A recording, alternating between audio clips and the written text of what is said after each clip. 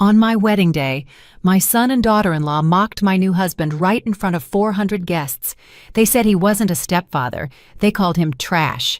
My daughter-in-law's entire family roared with laughter while I felt the world collapsing beneath my feet.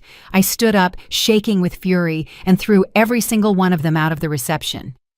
It was then that my husband looked at me with a profound calm I had never seen before and said something that changed my life forever. "Honey, I'm a billionaire, but let me tell you how I got to this moment, because what happened next was something none of them could have ever imagined." Welcome to my channel. I share new life stories here every day, and I'd really appreciate it if you hit subscribe and liked my video. Now let's jump back into my story. I'm sure you'll love it if you keep listening till the end. It all started 3 hours earlier when I, Eleanor, or Ellie, as my friends call me, at 61 years old, stood in the most magnificent event space I had ever seen. 400 guests filled every seat upholstered in ivory velvet. The tables shimmered with cream silk linens and towering centerpieces of white and gold flowers that looked like they were pulled straight out of a magazine. I had hired the best musicians, the top caterer, all paid for with my life savings. I wanted this day to be flawless, because after 15 years of widowhood, of loneliness, of nights spent crying in silence, I had finally found love again. Elias, or Eli Vance, stood beside me at the altar in his modest but immaculate gray suit. His silver hair was neatly combed, his hands calloused from years of honest work. He wasn't rich. He didn't drive a luxury car and lived in a small apartment in a simple neighborhood. But when he looked at me, I felt like the most valuable woman in the universe. That was the only thing that mattered. Then I heard the first loud, mocking, venomous laugh. It came from the third row, exactly where my son, Darius, was seated next to his wife, Tasha. Darius was 38 years old, wearing an Italian suit that cost more than $3,000 and a Rolex watch on his wrist. He had always made it clear to me that money was the most important thing in life. Tasha was worse. That 35-year-old woman, in her overly tight blood-red dress, with long black painted nails and a superior attitude, had made my life hell since the day she married my son. She came from a family that considered themselves upper crust, though we all knew her father had made his fortune through shady business dealings. "Look at that," I heard Tasha whisper to her mother, loud enough for me to hear. "The old woman is marrying a pauper." Her mother, Brenda Jenkins, a woman with too many fake gold necklaces clanging around her neck, laughed, covering her mouth with her hand. "Poor Ellie. At her age, she can't catch anything better." I felt my cheeks burn, but I kept my gaze fixed on the minister. Eli gently squeezed my hand as if to say, "It'll be all right." But things were just getting started. The officiant continued the ceremony, speaking about love, respect, and the sacred union of marriage. I tried to concentrate on his words, on the moment I had dreamed of for months, but the stifled laughter and cruel comments kept coming from my own family's section. "Did you see his shoes?" one of Tasha's cousins whispered. "They look like they were bought at a thrift store." "And that suit?" another added. "My gardener dresses better." The entire row of the Jenkins family chuckled under their breath. They were like vultures waiting for the perfect moment to attack. I felt my heart breaking into pieces, but Eli remained serene, dignified, as if none of it affected him. That gave me the strength to continue. The moment for the vows arrived. When Eli began to speak, his voice was firm and full of genuine emotion. "Ellie, from the day I met you, I knew you were the woman I wanted to spend the rest of my life with.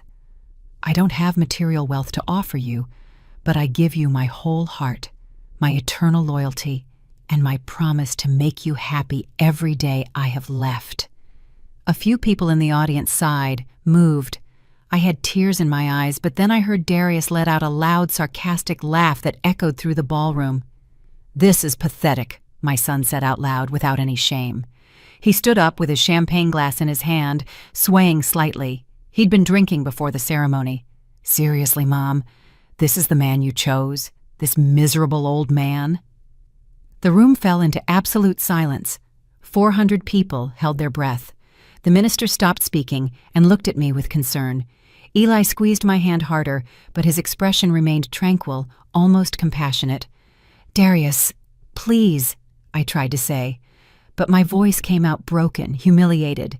"No, Mom, someone has to tell the truth here." Darius walked to the center aisle, gesturing dramatically. "You worked your whole life. You sacrificed for me. Dad left you a good inheritance, and this is what you do with it? Marry a nobody who probably just wants your money?" Tasha stood up too, a malicious smile on her lips. "Darius is right, Ellie. That's not a stepfather. That's trash you picked up off the street." Her whole family erupted in laughter. Her mother, father, uncles, cousins, all laughing, pointing, pulling out their cell phones to record the moment. It was like they were at a circus and we were the clowns. But then something inside me snapped. It wasn't sadness. It was fury. A burning rage that shot from my feet to my head. I pulled my hand from Eli's and walked straight toward my son. "You know what, Darius?" My voice sounded different, stronger, firmer than I had heard it in years. "You're right about one thing. Someone does have to tell the truth here." The silence in that room was so dense you could cut it with a knife. 400 people stared at me with wide eyes, waiting to see what humiliated Ellie would do. My son Darius wore that arrogant smirk, the same one he used as a child when he thought he had won an argument.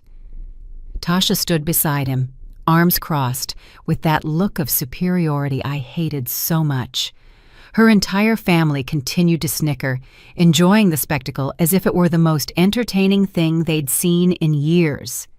"The truth," I repeated, feeling the weight of every word leaving my mouth, "is that I spent 35 years of my life married to your father.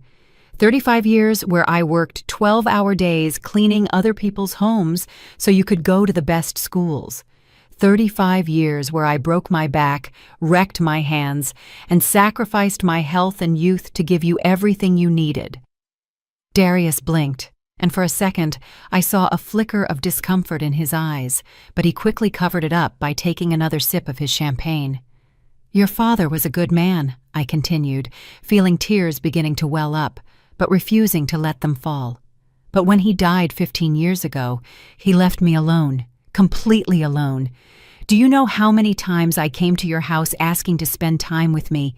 How many times I called you crying because the loneliness was killing me?"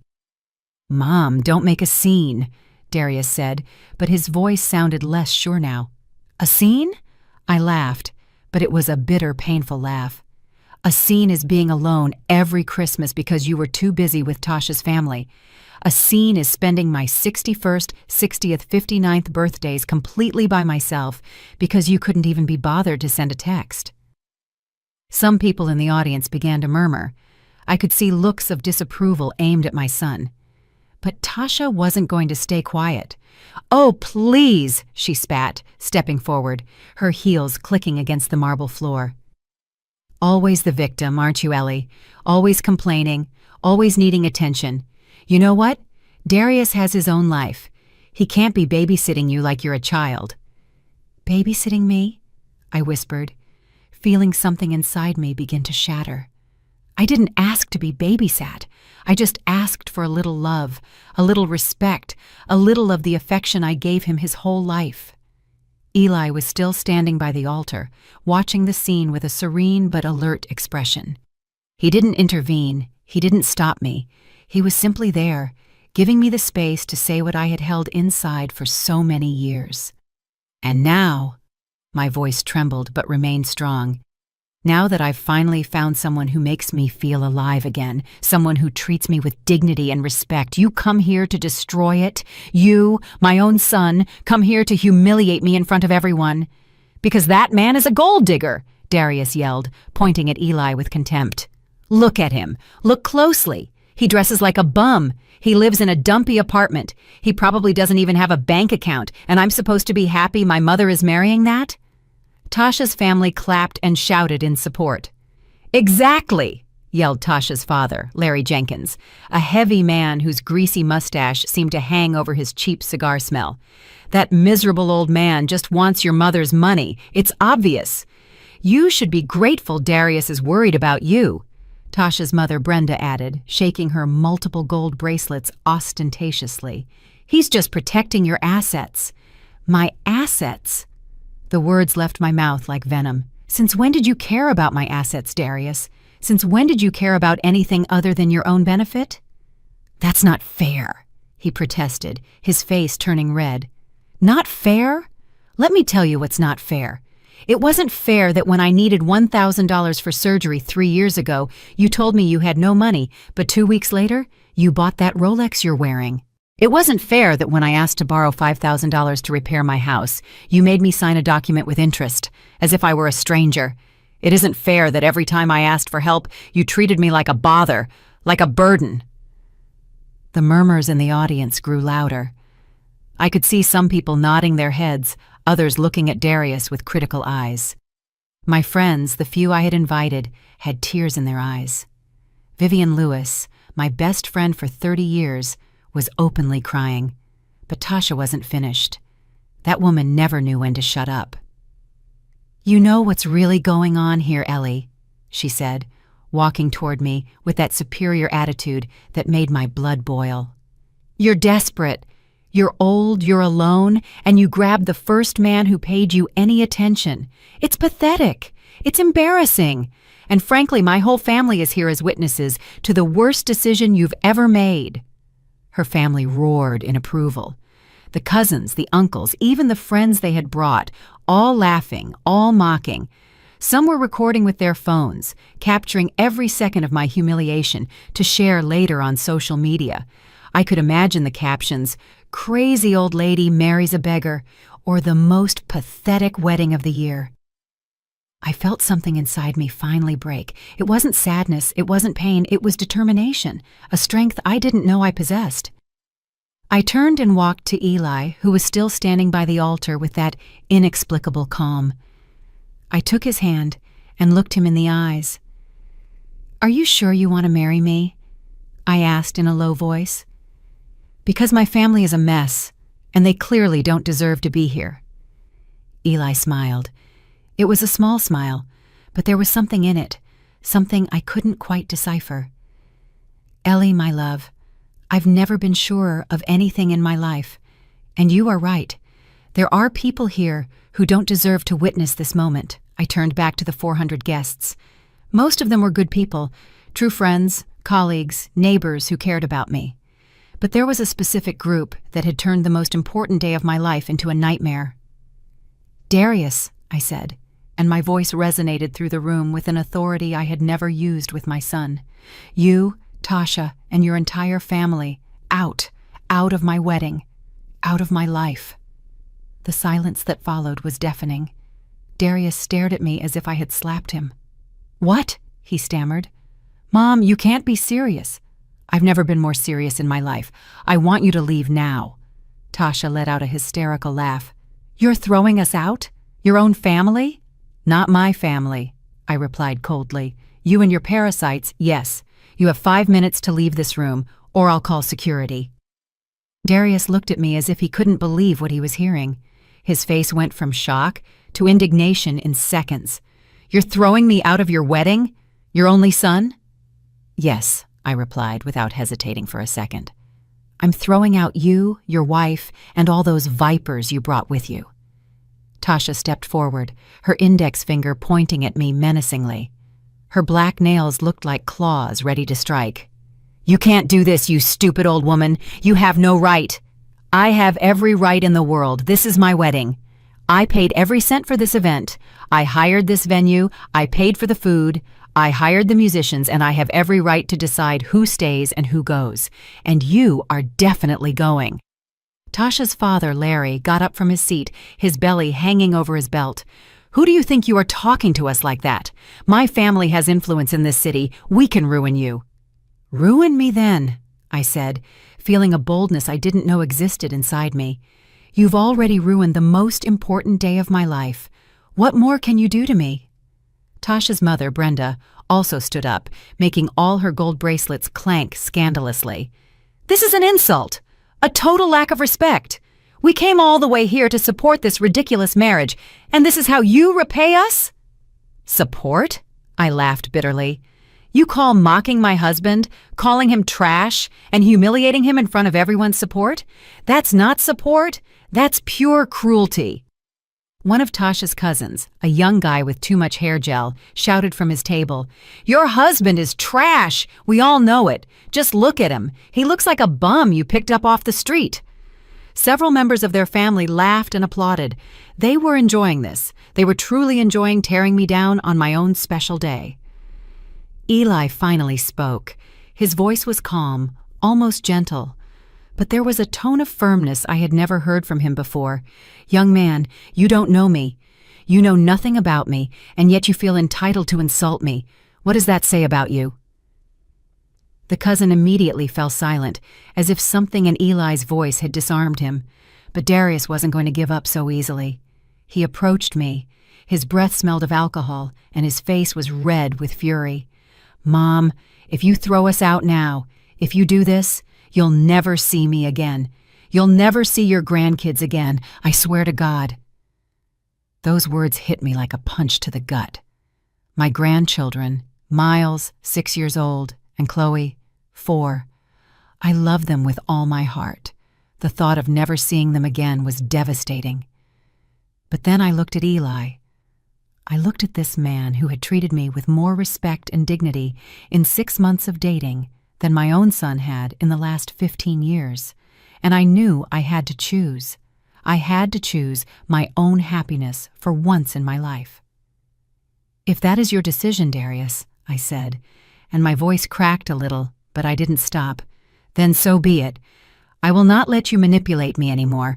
I will not let you use me as your personal bank while treating me like trash when you don't need me." "You're selfish," Tasha screamed. "A selfish old woman who is choosing a stranger over her own family." "He's not a stranger," I replied calmly. "He's the man I love. And if you can't respect that, then you don't have a place in my life." Darius looked at me with so much hatred that it almost made me step back. "You're going to regret this. When that old man robs you of everything you have, when he leaves you with nothing, don't come crying to my door for help." "Don't worry," I said, feeling the tears finally start to roll down my cheeks. "I won't." The atmosphere in the ballroom was one of absolute tension. The other guests watched the scene with a mix of horror and fascination. Some of my friends seemed to want to intervene, but they stood still, unsure what to do. Vivian Lewis, my best friend, finally stood up. She was a 63-year-old woman with short white hair and a strong personality I had always admired. "Darius, Tasha, if you have any decency, you will leave right now and let Ellie be. What you are doing is cruel and unforgivable." "You shut up, you nosy old woman," Tasha snapped. "This isn't your problem." "It is my problem when I see my best friend being abused by her own family," Vivian replied firmly. "And honestly, after seeing how you behave, I perfectly understand why Ellie prefers to marry Elias. He has more class in his little finger than all of you combined." That further enraged Tasha's family. They started shouting all at once, creating absolute chaos. Insults flew through the air. Some people started getting up from their seats. The ballroom that, half an hour ago, was a place of elegance and celebration, now looked like a battleground. "Enough!" I shouted with all the strength in my lungs. My voice echoed through the space, silencing everyone instantly. "I will call security right now if you don't leave voluntarily." I gestured to the venue manager, a tall professional man who had been watching everything from the entrance. He nodded and started walking toward us with 2 security guards. "We don't need you to kick us out," Darius said with disdain. "We are leaving of our own free will. This place stinks anyway. And you," he pointed his finger at me, "you disgust me. I hope you are happy with your decision, because you will never have your family again." "Real family doesn't treat you like this," I replied.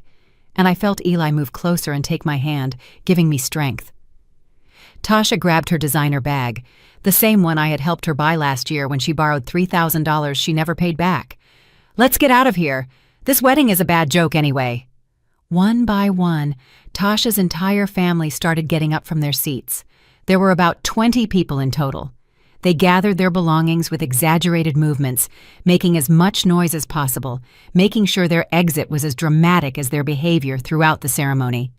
"This is not over," Tasha's father yelled as he walked toward the exit. "Everyone in the city will know what kind of woman you are." "Let them know," I said with a calm that surprised me. "I don't care what they think anymore."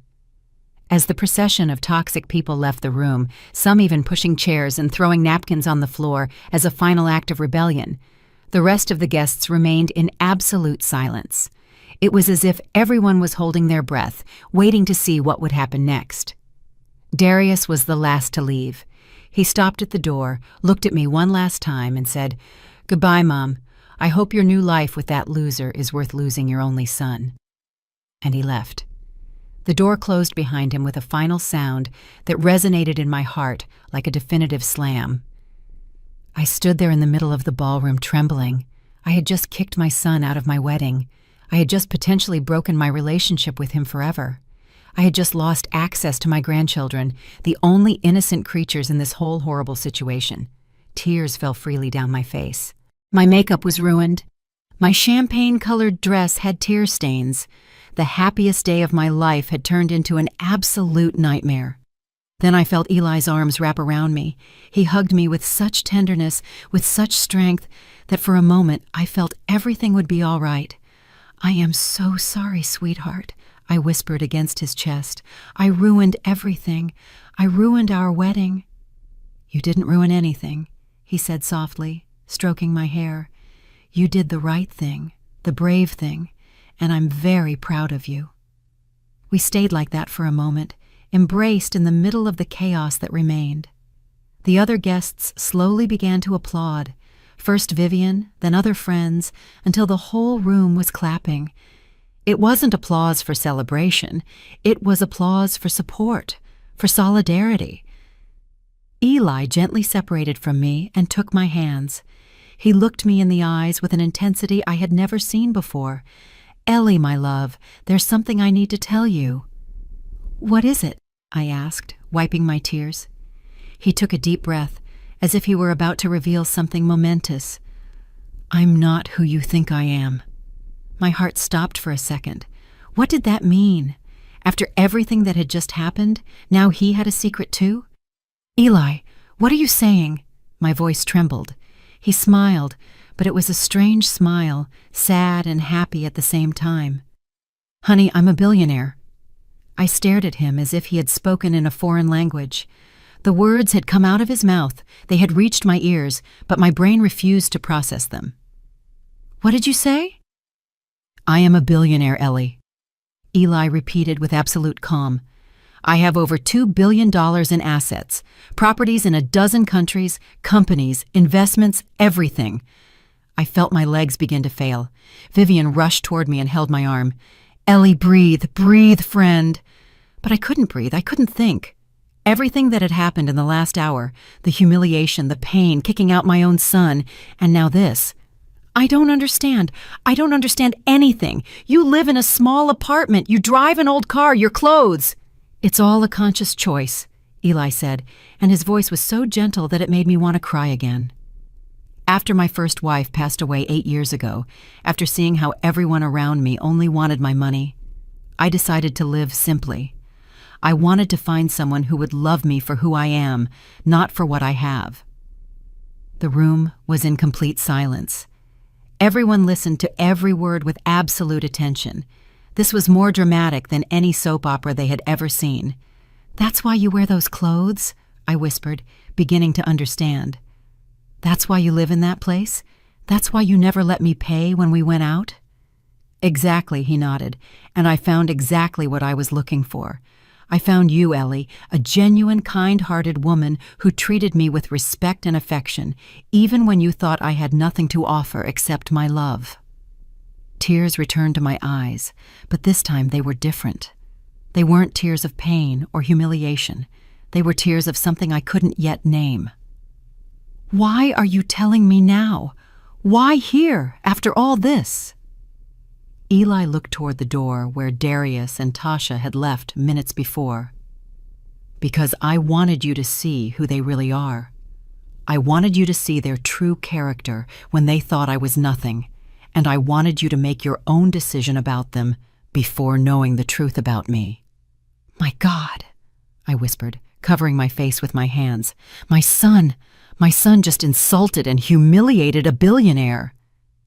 "Your son just insulted and humiliated the man you love," Eli gently corrected.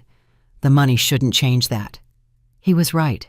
He was completely right, but my mind was still spinning, processing this impossible information. $2 billion. How? Where from? Eli smiled, and for the first time, I saw a flash of pride in his eyes. "I started with nothing, just like you. I worked construction for 20 years. I saved every penny. I invested in real estate when no one else would. I bought properties everyone said were worthless. I built an empire brick by brick. But when my wife, my beloved Letitia, died of cancer, all that money meant nothing. I couldn't save her. I couldn't make her stay with me for one more day." His voice cracked at the end, and I saw the genuine pain in his eyes. This man had suffered, had loved, and lost, just like me.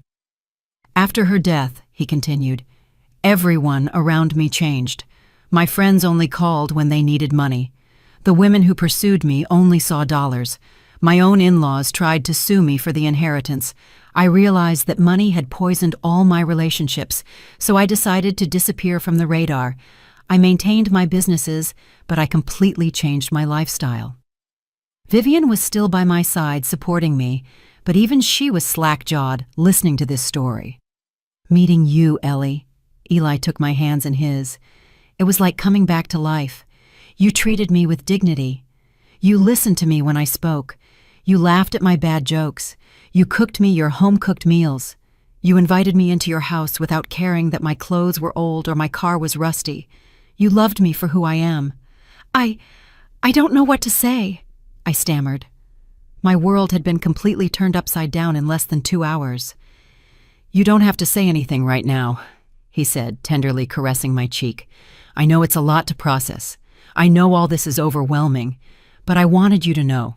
I wanted you to know that you made the right decision, that defending our love, defending our relationship was worth it." Suddenly, everything began to click into place in my mind like puzzle pieces. The small details I had noticed but never questioned, the way Eli always seemed so sure of himself, the way he spoke about business with deep knowledge, the times he had casually mentioned traveling the world, his education, his vocabulary, his mannerisms. It all made sense. "Did anyone else know?" I asked. "Did anyone know the truth about you?" "My lawyer, Marcus King," Eli replied. "He's here today in row 12. He's been managing my affairs for the last 8 years. I asked him to come to our wedding as a witness." I looked toward row 12 and saw a distinguished man in his 50s, wearing a clearly expensive suit, nodding his head as our eyes met. He looked like someone important. How had I not noticed him before? "And what happens now?" I asked, feeling completely lost. "What does all this mean for us?" Eli smiled with the same love I had seen in his eyes from the first day we met. "It means that now we can start our life together without secrets. It means I can give you everything you deserve. It means you'll never have to worry about money, security, or anything ever again. But more important than all that," he squeezed my hands harder, "it means I found someone who truly loves me, and that is worth more than all the millions in the world." Tears streamed down my face freely. Now I couldn't control them. It was all too much. The emotion, the shock, the revelation, everything mixed in a whirlwind of feelings I couldn't process. Vivian hugged me tightly. "Girl, I always told you this man was special. I always knew it." Other guests began to approach, offering words of support and congratulation. But I remained in a state of shock, trying to process this new reality. "There's something else you should know," Eli said softly. "The $5,000 your son Darius lent you with interest? I already paid it off without you knowing. I deposited the full amount into his account 3 months ago." "What?" My voice came out as a shriek. I didn't want you to have that debt hanging over your shoulders, but I asked Mark to do it anonymously. I wanted to see if Darius would mention it to you, if he would give you the money back, or if he would tell you the debt was settled. He never said anything to you, did he?" I shook my head slowly, feeling a new wave of betrayal hit me. He never said a word. In fact, 2 weeks ago he called me asking when I was going to pay him. Eli sighed sadly. "I figured. That's why I needed you to see his true character before we got married. I needed you to know exactly who you were dealing with." Then everything made sense. The test. It had all been a test not for me, but to reveal the true nature of the people around me, and they had all failed spectacularly. "My son," I whispered, feeling my heart break again. My own son was scamming me. "I am so sorry, sweetheart," Eli said, hugging me. "I know it hurts. I know it's devastating, but it was better for you to know now than to continue living in ignorance." He was right. Of course he was right. But that didn't make it hurt any less. My only child, the baby I had carried in my womb for 9 months, the boy I had raised with so much love and sacrifice, had been robbing me, lying to me, using me, and today at my wedding, he had shown his true face. "What do we do now?" I asked, feeling completely exhausted. Eli looked me in the eyes with determination. "Now we continue with our wedding. Now we get married, surrounded by the people who truly love and support us, and after that, we start our new life together." The minister, who had remained silent throughout the drama, approached us with an expression of genuine compassion. He was an elderly man, about 70 years old, with decades of experience officiating weddings, but even for him, this had been extraordinary. "Do you wish to continue with the ceremony?" he asked softly. I looked at Eli. I looked at the room full of people who had witnessed my humiliation and my defense. I looked at Vivian, who was smiling at me through her tears. And I knew the answer. "Yes," I said firmly. "Yes, we want to continue." The next few minutes were a whirlwind of emotion. The minister resumed the ceremony where we had left off. This time, there were no interruptions, no cruel laughter, no hurtful comments. There was only love, support, and a completely different energy in the atmosphere. When Eli placed the ring on my finger, I felt as if I were starting a completely new life. And when he declared us husband and wife, the room erupted in genuine, heartfelt applause. I kissed my husband, and in that moment, all the pain of the last few hours momentarily vanished. I was happy. I was married to the love of my life, and nothing else mattered at that instant. The reception was beautiful. Without the toxic presence of Darius, Tasha, and their family, the atmosphere completely transformed. People danced, laughed, and celebrated with genuine joy. My friends constantly approached me to congratulate me and tell me how brave I had been. Some even admitted they had always thought Darius treated me badly, but had never dared to say so. During dinner, Eli stood up and asked for everyone's attention. The room fell silent. "I want to thank everyone who stayed today," his voice began, resonating with natural authority. "You have been witnesses to something very difficult, but also something very important. You have seen an incredible woman defend her dignity and her right to be happy. And I want you to know that I am honored to be her husband." Applause filled the room. Eli continued, "I also want to clarify something. Some of you heard my confession a while ago, and I know many of you have questions, so let me be completely transparent. I am the founder and owner of Vance Development Group, VDG, one of the largest real estate development firms in the Southeast." There was a collective gasp. Vance Development Group was legendary. They had built some of the most iconic high-rises in the region: luxury hotels, commercial centers, residential complexes. I myself had cleaned floors in some of those buildings when I worked in janitorial services.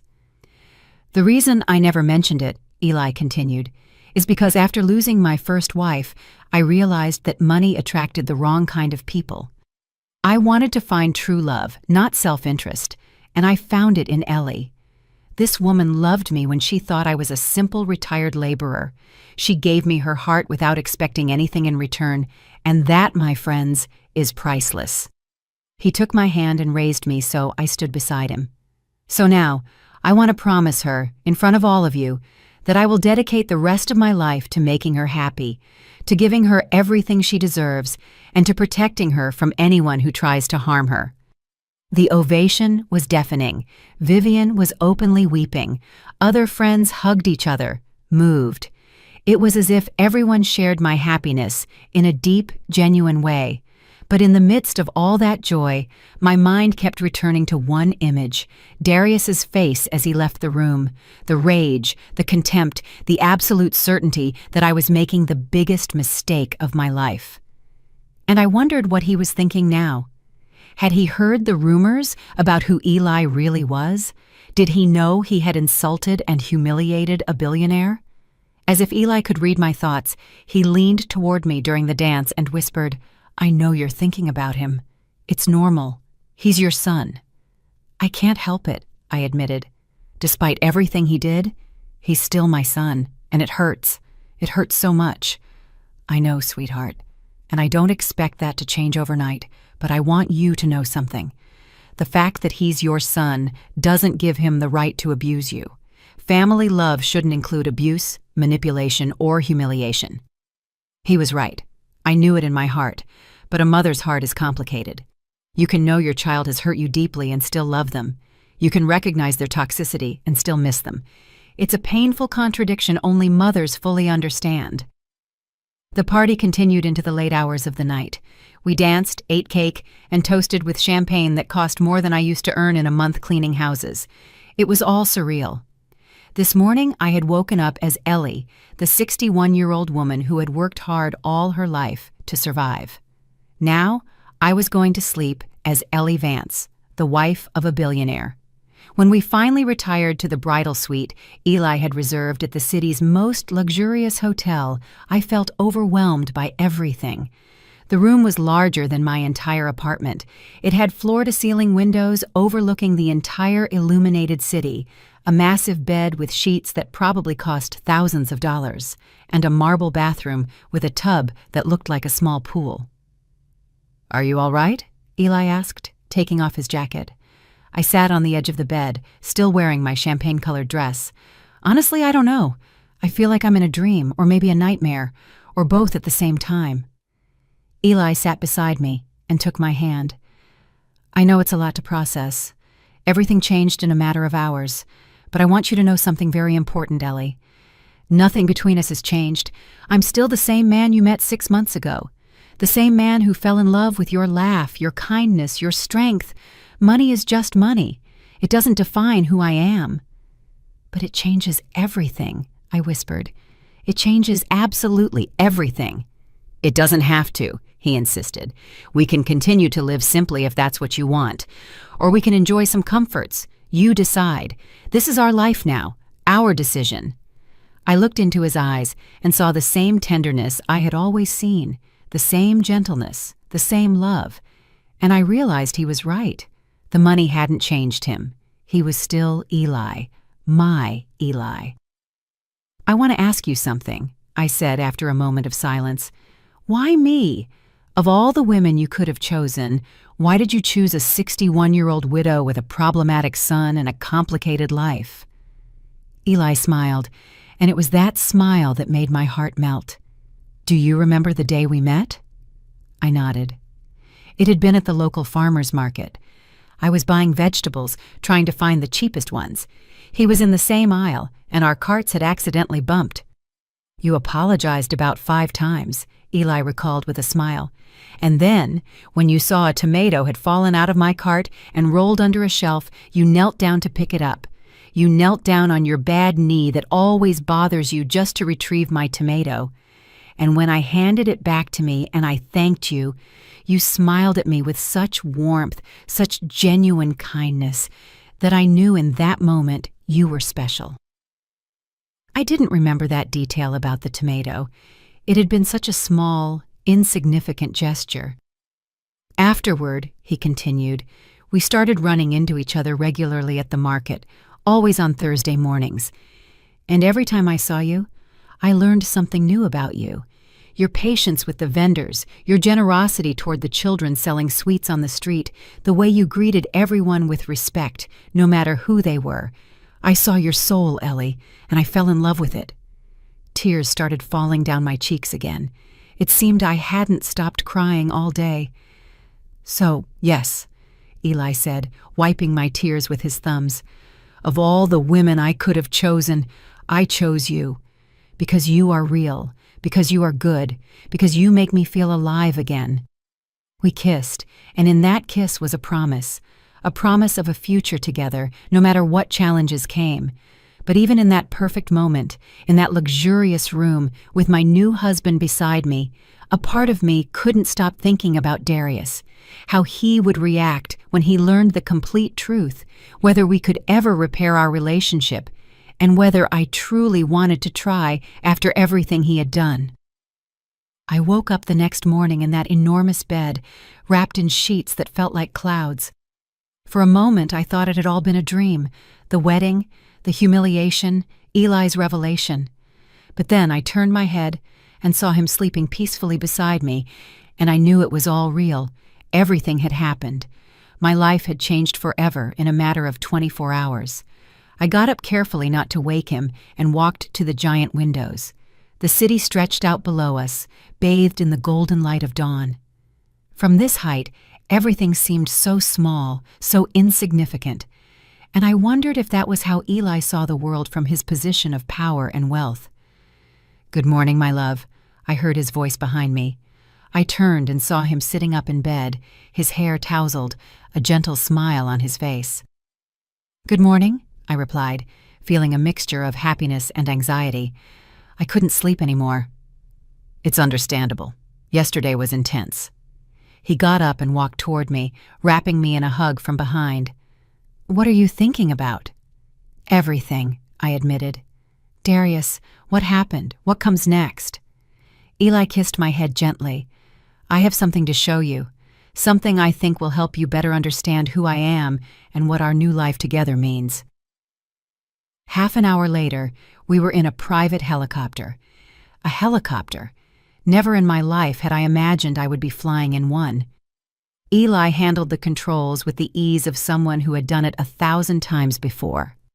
"I learned to fly 20 years ago," he explained when he saw my surprised face. "It's useful for business, and it also gives me freedom." We flew over the city, and Eli began pointing out different buildings. "That hotel right there, the Grand Plaza, is mine. I built it 15 years ago. It has 400 rooms and is one of the most successful in the region." He pointed in another direction. "That shopping center, the Sun Promenade, is also mine. And those 3 apartment buildings over there. And that industrial complex near the port." With every building he pointed out, my disbelief grew. He wasn't just rich. He owned significant parts of the city where I had lived my entire life. I had cleaned floors in some of those buildings without ever knowing who their true owner was. "See that hospital?" He pointed toward a modern building with a red cross on the roof. "I donated it 5 years ago. My wife, Letitia, died of cancer, and the public health system didn't have the necessary resources.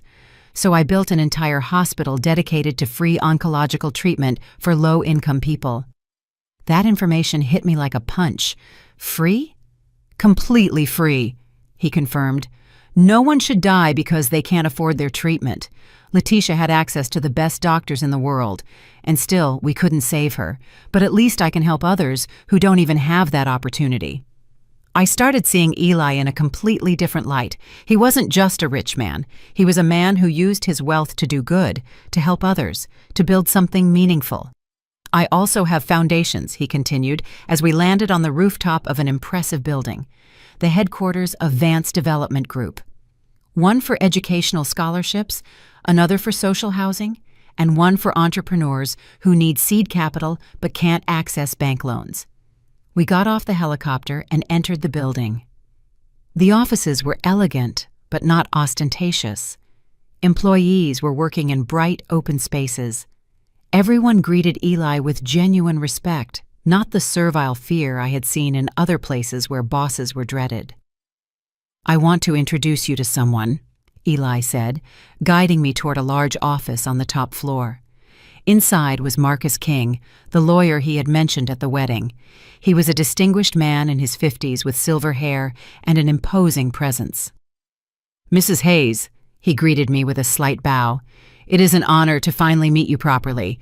Eli has spoken a lot about you over the last 6 months." "Really?" I asked, surprised. "Of course," Mark smiled. "He constantly told me he had found someone special, someone genuine. And after what I witnessed at the wedding yesterday, I can confirm he was right." Eli gestured for us to sit down. "Mark, show Ellie the documents we prepared." Mark opened a leather folder and pulled out several papers. "Mrs. Hayes, your husband has prepared some important documents. First, he has added your name to all his main bank accounts. You have complete access to all his funds." My mouth dropped open. "What? No, I can't accept that. We just got married yesterday." "You are my wife," Eli said firmly. "What's mine is yours. It's that simple." "In addition," Mark continued, "he has transferred the title of 3 properties into your name: a beach house, a city apartment, and a mountain retreat. He has also established an investment fund in your name with an initial value of $50 million. I felt dizzy. $50 million for me? A woman who had spent most of her life worrying about how to pay the rent each month. "Eli, this is too much," I protested. "I can't." "Yes, you can," he interrupted gently. "And there's more. I've also established trust funds for your grandchildren. Miles and Chloe will each have $10 million available when they turn 25, specifically for their education, starting a business, or whatever they choose to do with their lives." Tears began to fall down my face. My grandchildren. Despite everything Darius had done, Eli was thinking about my grandchildren's future. "Why?" was all I could say. "Because they are innocent," Eli replied. "Because they are not to blame for their parents' actions, and because they are your blood, Ellie. They are important to you, so they are important to me." Mark continued explaining more details. Life insurance policies, diversified investments, commercial properties. The amount of money was so astronomical that my brain simply couldn't process it. "Also," Eli said after Mark finished, "I want you to know that you have total freedom about how you want to live your life. If you want to continue living simply, we can do that. If you want to travel the world, we'll do it. If you want to dedicate yourself to charitable causes, I will support you completely. This is your life now, Ellie. You decide how you want to live it." We spent the rest of the day touring his company's facilities. I met managers, architects, and engineers. Everyone spoke of Eli with genuine admiration. He wasn't just a boss, he was a leader who cared about his people. He had created training programs, generous benefits, and opportunities for real growth. "My philosophy has always been simple," he explained as we ate at an exclusive restaurant on the top floor of the building. "If you take care of your people take care of your business. Many of my employees have been with me for more than 20 years. I've watched them grow, start families, achieve their dreams, and that makes me happier than any amount of money." By the afternoon, when we returned to the hotel suite, I felt completely overwhelmed. I had seen and learned so much in a single day. My perspective on everything had drastically changed. "How are you processing all this?" Eli asked as we sat on the balcony with a glass of wine. "Honestly, I don't know," I admitted.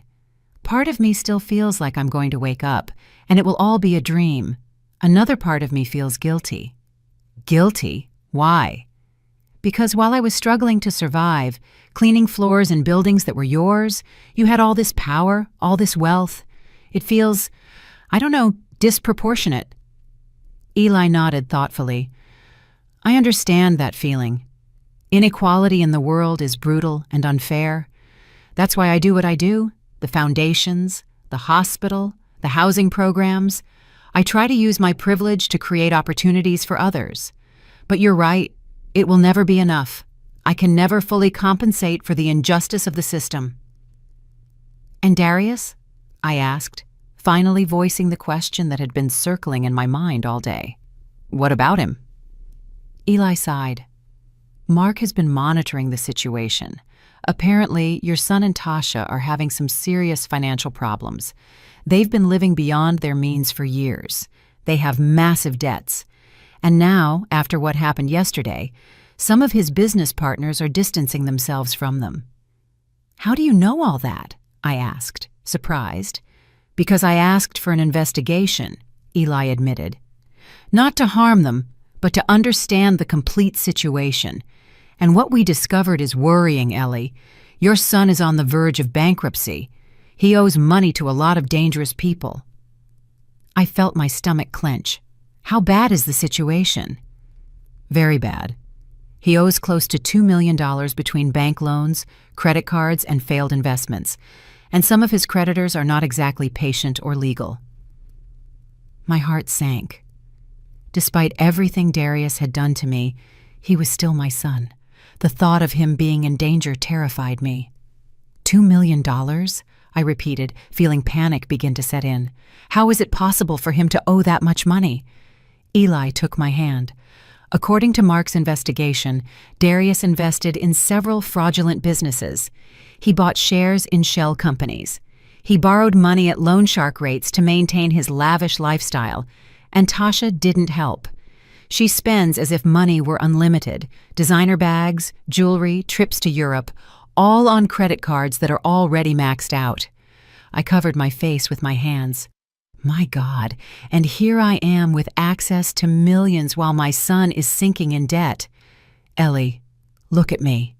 Eli gently lifted my chin so our eyes met. Your son publicly humiliated you, called you horrible things, ruined the most important day of your life, and he did it when he thought I had nothing to offer you. Do you truly believe he deserves your compassion after that? He's my son, I whispered, tears starting to fall again. I know he treated me horribly. I know he was cruel, but he's still my son, Eli. I can't just turn off those feelings. Eli nodded with understanding. I know, and I'm not asking you to, but you need to understand something. If you give him money now, if you bail Darius out of this situation, he will never learn. He will never face the consequences of his actions, and most importantly, he will never truly value your sacrifice. But you said some of his creditors are dangerous. What if they hurt him? What if they hurt Tasha, or worse, my grandchildren? The children are safe, Eli assured me. Mark has already taken care of that. We hired discreet security to watch over them. No one will touch Miles or Chloe. I promise you. That information gave me some relief, but the knot in my stomach wouldn't disappear. And Darius? Are you watching him too? Yes, and this is where things get interesting. Eli leaned back in his chair. His expression became more serious. 3 days ago, Darius found out who I really am.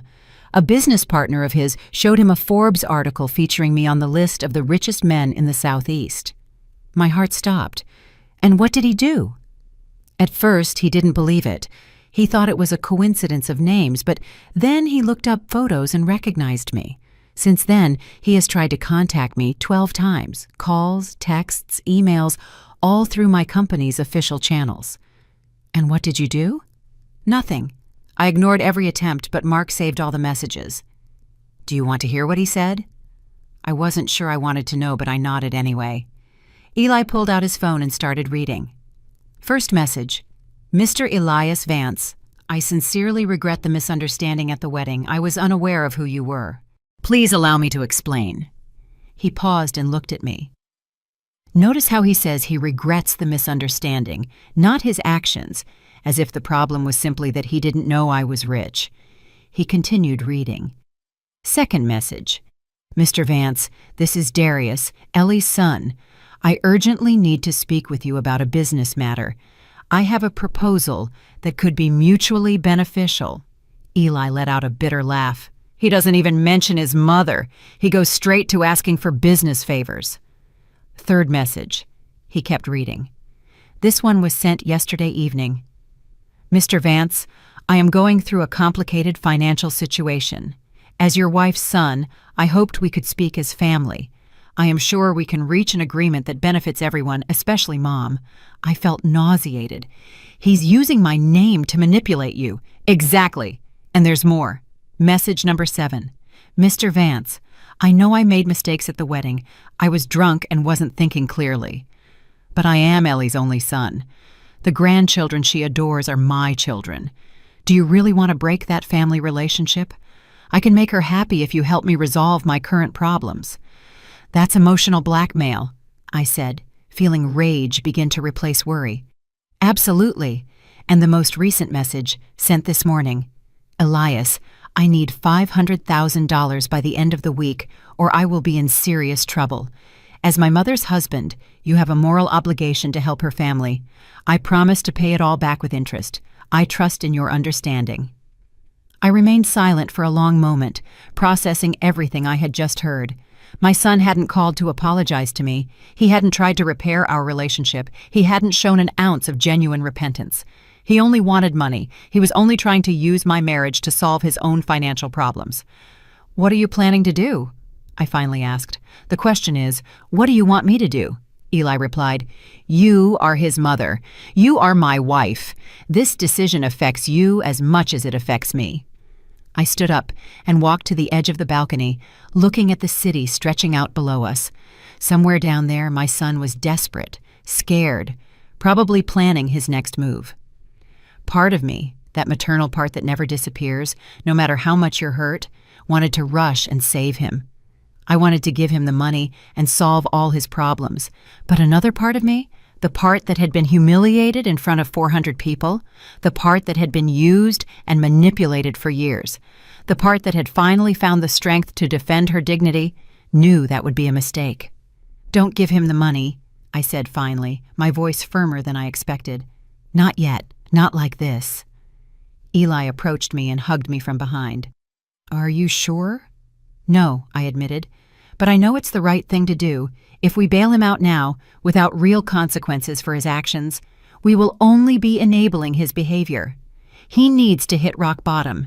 He needs to understand that he can't treat people like that and get away with it. It's a brave decision, Eli said, kissing my head. It's a painful decision, I corrected, but a necessary one. The following days were an emotional roller coaster. Eli and I went on our honeymoon to a private island in the Caribbean, which of course he owned. It was a paradise with white sand beaches, crystal clear water, and absolute privacy. I tried to relax, to enjoy this time with my new husband, but my mind kept returning to Darius. Mark kept us informed of the situation. Darius's creditors were starting to apply pressure. They had repossessed his luxury car. They had frozen his bank accounts. The house where he lived with Tasha and the children was in foreclosure.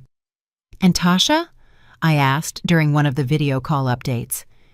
She left Darius 2 days ago, Mark informed us in his usual professional tone. She moved in with her parents and took the children. She filed for divorce yesterday morning. I felt a pang of pain for Darius, despite everything. Being abandoned by your wife, losing your children, facing financial ruin, all at the same time. It was devastating. And how is he? I asked. Not well, Mark admitted. Our contacts say he's been drinking heavily. He's not eating properly. He has tried to contact several of his former friends and partners, but they have all turned their backs on him now that they know he's broke. How convenient, I murmured bitterly. There's something else, Mark continued. Darius tried to sell his story to the media. He called several newspapers and television programs, offering an exclusive about how his mother married a billionaire and abandoned him in his time of need. What? I shrieked, feeling rage flood over me. Don't worry, Eli took my hand. Our public relations team already handled it. No reputable media outlet will touch that story, especially after we showed them the videos from the wedding where he publicly humiliates you. There are videos? I asked, surprised. Of course. Several guests recorded the entire incident. And with your permission, we have strategically used them to protect your reputation. If Darius tries to paint you as the villain, we have clear evidence of who truly acted poorly. I sat in silence, absorbing all this information. My son had fallen so low that he was trying to sell me to the media.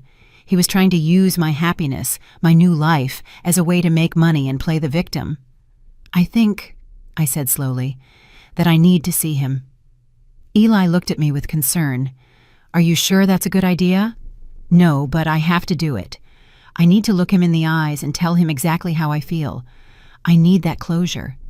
3 days later, I was standing in front of a run-down apartment building in one of the city's poorest neighborhoods. It was an area I knew well. I had lived in similar places for years when Darius was little. The smell of dampness and garbage filled the air. The walls were covered in graffiti, and the stairs creaked dangerously under my feet as I climbed to the 3rd floor. Eli had insisted on accompanying me, but I asked him to wait in the car with the bodyguards, who were now apparently a permanent part of my life. This was something I needed to do alone. I knocked on the door of apartment number 32. I heard shuffling footsteps on the other side, and then the door slowly opened. What I saw broke my heart despite everything. Darius looked terrible. He had several days of beard growth and deep dark circles under his eyes. His clothes were wrinkled and stained. The apartment behind him was tiny and messy, with empty alcohol bottles scattered everywhere. This wasn't the arrogant, well-dressed man who had humiliated me at my wedding. This was a broken man. "Mom!" His voice came out as a broken whisper. His eyes immediately filled with tears. "Mom, you came." "I came," I said, keeping my distance in the doorway. I wasn't going in. I wasn't going to make things easy for him. "Please come in. I know the place is horrible, but—" he began, but I interrupted him. "I'm not coming in, Darius.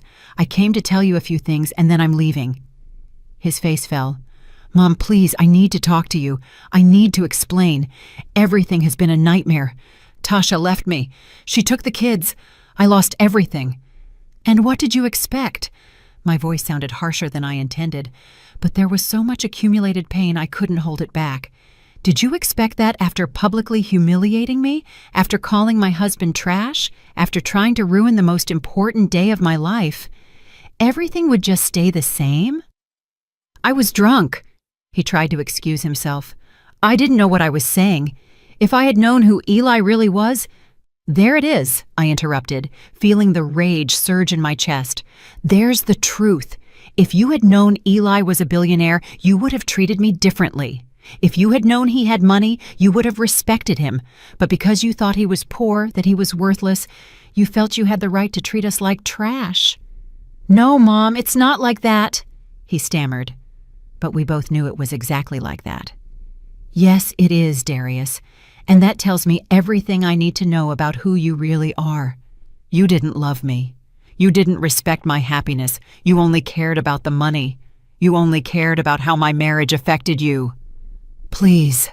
His tears were falling freely now. "Please, Mom, I'm sorry. I am so sorry. I made a terrible mistake. I was jealous. I was scared of losing you, and I reacted in the worst way possible." "Jealous?" I repeated with disbelief. "You left me alone for 15 years, and you were jealous? You ignored my calls, my pleas to spend time together. You treated me like a personal bank, and you were jealous? You're right, I was selfish. You're completely right. I was a horrible son, the worst son anyone could have, but I'm paying for it now. I'm losing everything. I've already lost everything, and the only thing I have left is you, Mom. You are the only thing I have left in this world." "You lost me too," I said, and the words came out with a deep pain that pierced my chest. "You lost me the day you decided your pride and your materialism were more important than your mother." "No!" he whimpered, falling to his knees. "Don't say that. Please don't say that. I'll do anything to fix it. Anything." "Anything?" I asked, crossing my arms. "Then why were all your messages to Eli asking for money? Why wasn't a single one of those messages a sincere apology to me? Why did you try to sell our story to the media?" His face turned pale. "How do you know about that?" "I know everything, Darius. I know about your debts. I know about the loan sharks. I know Tasha left you. I know you tried to use my marriage to get out of your problems. I know everything." He remained silent, still on his knees on the dirty floor of that miserable apartment. "I'm desperate, Mom. I need $500,000 by Friday. Or very bad people are going to hurt me. People who don't play. They've already threatened me twice." "And you came to me," I said with a calm I didn't feel, "not because you love me, Not because you value our relationship, but because you need money. No, it's not just about the money. I miss you, Mom. I miss having you in my life. I miss what, Darius? Miss having someone you could manipulate? Miss having a personal bank who never said no? Miss having someone who cleaned up your messes without complaining? I miss my mother, he whispered, and there was something genuine in his voice that almost made me waver. I miss how you took care of me when I was a kid, how you were always there for me, how you made me feel safe and loved. That boy doesn't exist anymore, I said, feeling tears start to sting my eyes. He turned into a man who values money more than people, a man who married a toxic woman and allowed her to poison our relationship, a man who used me for years and then humiliated me when I finally found happiness. I can change, he pleaded. Give me a chance, just one more chance, and I promise I'll be different. How many chances have I given you already, Darius? How many times did I lend you money you never returned? How many times did I forgive you for canceling our plans? How many times did I swallow my pain when you treated me like I was invisible? And what did you do with all those chances? He had no answer. He just stayed there on his knees, crying like a child. I'm going to tell you something, I continued, my voice trembling but firm. Eli wanted to help you.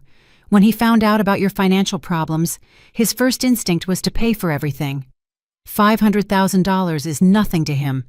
He could write that check right now and not even notice it in his bank account. Darius's eyes lit up with hope. He would really do that? He would, I confirmed. But I told him not to. The hope on his face turned to shock. What? Why? Because if I rescue you now, you will never learn. You will never understand the real value of things. You will never value people over money. You will continue to be the same superficial, materialistic man who treated me like trash. But Mom, they're going to hurt me. These men aren't playing. They've threatened to kill me. I know, I said, and my heart broke as I spoke the next words. And that terrifies me, because despite everything you've done to me, you're still my son, and I don't want anything bad to happen to you.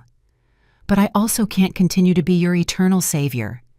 I can't keep being the person who fixes all your problems while you never face the consequences of your actions. Then what am I supposed to do? He shouted, his voice full of despair. Just wait for them to kill me? You are going to do what any responsible adult would do, I replied. You are going to the police. You are going to report the loan sharks. You are going to ask for protection, and you are going to start rebuilding your life from scratch, the right way. The police can't do anything against these people. They're too powerful. They have too many connections. Then I'm going to give you something better than money, I said, pulling a business card from my purse. It was Mark King's. This is Eli's lawyer. He's one of the best in the country. Call him. He will handle your legal situation, protect you from the creditors, and help you file for bankruptcy in an orderly manner. Darius took the card with trembling hands.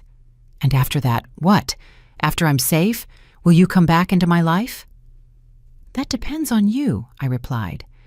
It depends on whether you truly change, whether you learn from this, whether you can become the man I know you can be, the man I raised you to be.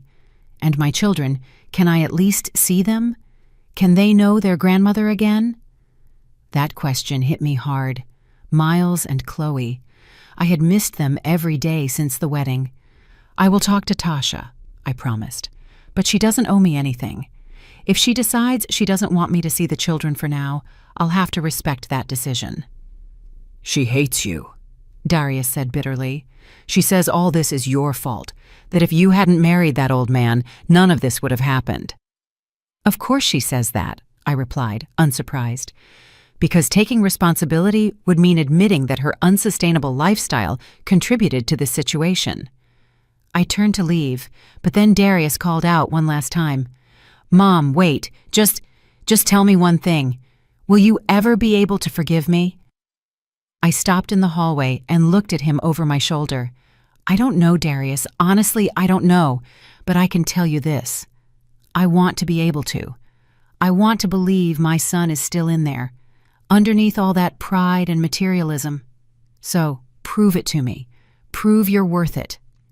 6 months later, I was sitting on the terrace of our new home, a beautiful villa overlooking the ocean that Eli had designed specifically to my tastes. The sea breeze caressed my face as I sipped my morning coffee and watched the waves break against the private beach. It was a life I had never imagined for myself, and yet, here I was, living it. My phone rang. It was Vivian, my friend. "Ellie, turn on the news! Channel 7, quick!" My heart pounding, I turned on the television. What I saw took my breath away. It was Darius, but not the broken man I had seen 6 months ago. He was in a simple but dignified suit, standing in front of a group of young people at what looked like a community center. "1 year ago," Darius was saying to the camera, "I lost everything. I lost my house, my marriage, my money. But worst of all, I lost my dignity, and I almost lost my mother. Today, I'm here to tell these young people my story, not for them to pity me, but for them to learn from my mistakes." The reporter asked him questions about his downfall and recovery. Darius spoke openly about his debts, about how he had lived beyond his means, about how he had valued material things over the people he loved. "My mother," he said, and his voice cracked slightly. "She gave me the hardest but most important lesson of my life. She let me fall. She let me face the consequences of my actions, and at first I hated her for it. But now I understand it was the greatest act of love she could have ever given me." Eli appeared behind me and put a hand on my shoulder. "Are you all right, sweetheart?" "I don't know," I whispered, unable to take my eyes off the screen. The report continued, showing how Darius had filed for bankruptcy with Mark's help, how he had found work at a construction company, starting from the bottom as an assistant. They showed his small but clean and orderly apartment.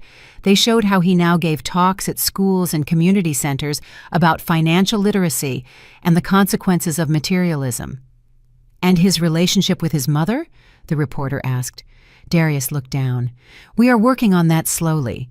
She gave me her number 3 months ago, and we talk once a week. They are difficult conversations. There is a lot of pain to heal, but for the first time in years, I feel like we are being honest with each other." It was true. After he called Mark that day in his apartment, things had gradually begun to change. Mark had handled his legal situation brilliantly, reaching agreements with creditors and protecting Darius from any violence. The bankruptcy had been humiliating for him, but necessary. 2 months after our meeting, Darius had sent me a letter, not a text message, not an email, but a 10-page handwritten letter. In it, he detailed all his remorse, his arrogance, his materialism, how he had allowed Tasha to poison our relationship. But most importantly, he apologized. He didn't ask for anything. He didn't mention money. He just apologized deeply and sincerely. That letter made me cry for hours. Eli held me while I processed all those complicated feelings. I gave him my phone number a week later. Our first conversation was awkward, uncomfortable, full of long silences. But we continued. Every week, without fail, we talked for 30 minutes. "And his children?" the reporter continued on TV. "That's a process," Darius replied. "Tasha and I are in co-parenting therapy. It was something I suggested because I want my kids to have functional parents, even if we are no longer together." "Is there a message you would like to give to people going through similar situations?" Darius looked directly into the camera. "Yes. Pride will destroy you if you let it. Materialism will consume you, and the people who truly love you, the ones who are willing to let you fall so you can learn to fly, those are the ones you should value more than anything in the world. I also want to say something to my mother, if she's watching this." My heart stopped.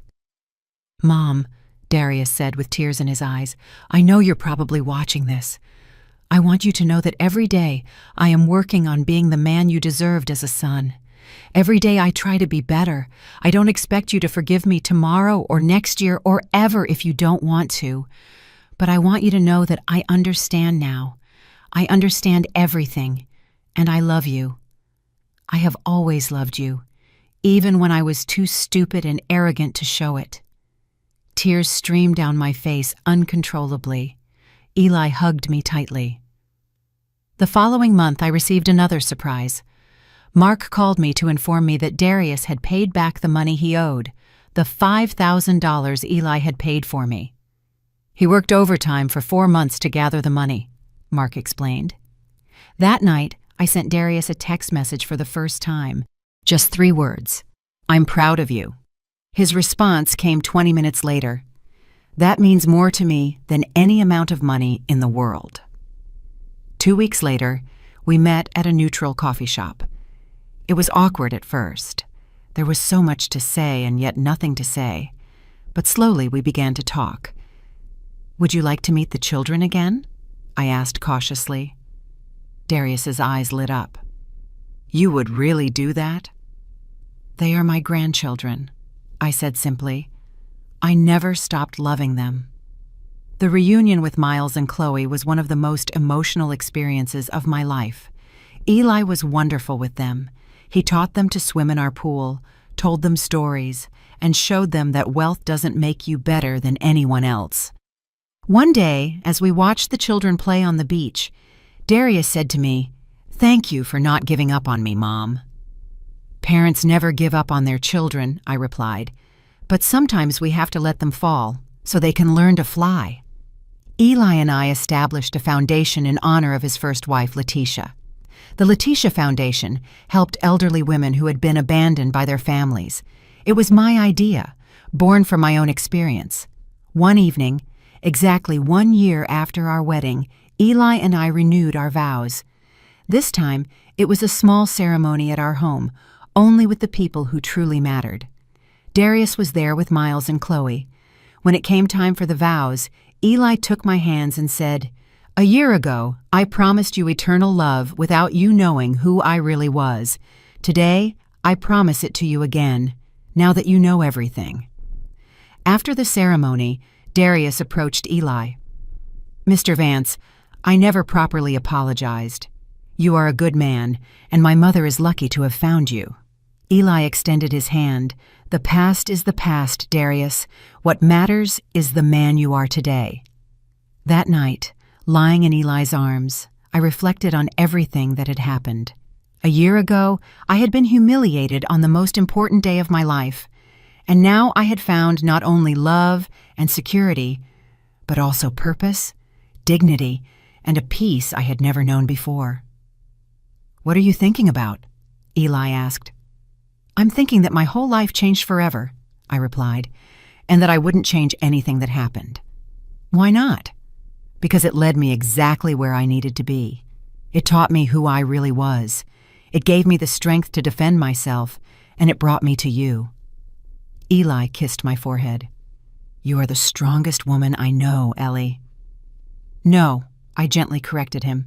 "I'm a woman who learned to be strong when she had no other choice, and that makes all the difference." "I'm really glad you're here and that I could share my story with you. If you liked it, show me by liking the video and subscribing to my channel. Let's see how many of us there are. Write in the comments which city you're watching from and what time it is. I'm so curious to know where all you wonderful people are tuning in from. If you want to support me a little extra, you can also send a small donation. I share new life stories for you every single day. And now, 2 of my most popular stories will pop up on the screen so you can choose what to watch next.